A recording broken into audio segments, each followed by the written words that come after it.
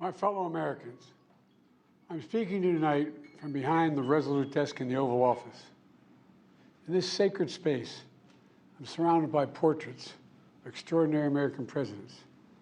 Thomas Jefferson wrote the immortal words that guide this nation. George Washington, who showed us presidents are not kings. Abraham Lincoln, who implored us to reject malice. Franklin Roosevelt, who inspired us to reject fear. I revere this office, but I love my country more. It's been the honor of my life to serve as your president. But in the defense of democracy, which is at stake, I think is more important than any title. I draw strength and I find joy in working for the American people. But this sacred task of perfecting our union is not about me. It's about you, your families, your futures. It's about we, the people. We can never forget that, and I never have. I've made it clear that I believe America is at an inflection point. One of those rare moments in history when the decisions we make now will determine our fate of our nation and the world for decades to come. America's going to have to choose between moving forward or backward, between hope and hate, between unity and division.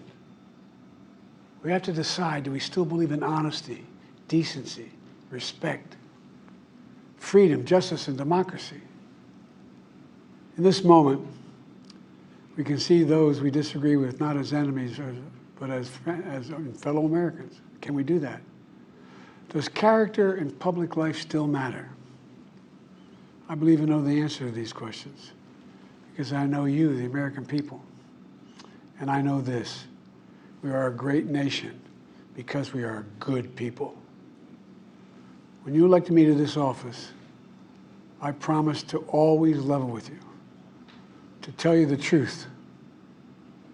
And the truth, the sacred cause of this country is larger than any one of us. And those of us who cherish that cause, cherish it so much, a cause of American democracy itself, must unite to protect it. You know, in recent weeks, it's become clear to me that I need to unite my party in this critical endeavor. I believe my record as president, my leadership in the world, my vision for America's future, all merited a second term. But nothing can come in the way of saving our democracy. That includes personal ambition. So I've decided the best way forward is to pass the torch to a new generation. That's the best way to unite our nation. You know, there is a time and a place for long years of experience in public life. There's also a time and a place for new voices, fresh voices, yes, younger voices. And that time and place is now. Over the next 6 months, I'll be focused on doing my job as president. That means I'll continue to lower costs for hardworking families, grow our economy. I'll keep defending our personal freedoms and our civil rights, from the right to vote to the right to choose. I'll keep calling out hate and extremism. Make it clear there is no place in America for political violence or any violence ever, period. I'm going to keep speaking out to protect our kids from gun violence, our planet from climate crisis that is the existential threat. And I will keep fighting for my cancer moonshot so we can end cancer as we know it, because we can do it. And I'm going to call for Supreme Court reform because this is critical to our democracy, Supreme Court reform. You know, I will keep working to ensure America remains strong and secure and the leader of the free world. I'm the first president in this century to report to the American people that the United States is not at war anywhere in the world. We'll keep rallying a coalition of proud nations to stop Putin from taking over Ukraine and doing more damage. We'll keep NATO stronger, and I'll make it more powerful and more united than any time in all of our history. I'll keep doing the same for our allies in the Pacific. You know, when I came to office, the conventional wisdom was that China would inevitably surpass the United States. That's not the case anymore. And I'm going to keep working to end the war in Gaza, bring home all the hostages, and bring peace and security to the Middle East and end this war. We're also working around the clock to bring home Americans being unjustly detained all around the world. You know, we've come so far since my inauguration. On that day, I told you, as I stood in that winter, we stood in a winter of peril and a winter of possibilities. Peril and possibilities. We were in the grip of the worst pandemic in the century. The worst economic crisis since the Great Depression. The worst attack on our democracy since the Civil War. But we came together as Americans, and we got through it. We emerged stronger, more prosperous, and more secure. Today we have the strongest economy in the world, creating nearly 16 million new jobs, a record. Wages are up. Inflation continues to come down. The racial wealth gap is the lowest it's been in 20 years. We're literally rebuilding our entire nation, urban, suburban, rural, and tribal communities. Manufacturing has come back to America. We're leading the world again in chips and science and innovation. We finally beat Big Pharma after all these years to lower the cost of prescription drugs for seniors. And I'm going to keep fighting to make sure we lower the cost for everyone, not just seniors. More people have health care today in America than ever before. And I signed one of the most significant laws helping millions of veterans and their families who are exposed to toxic materials. You know, most significant climate law ever in the history of the world.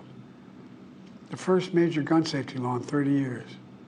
And today, the violent crime rate is at a 50-year low. We're also securing our border. Border crossings are lower today than when the previous administration left office. I've kept my commitment to appoint the first black woman to the Supreme Court of the United States of America.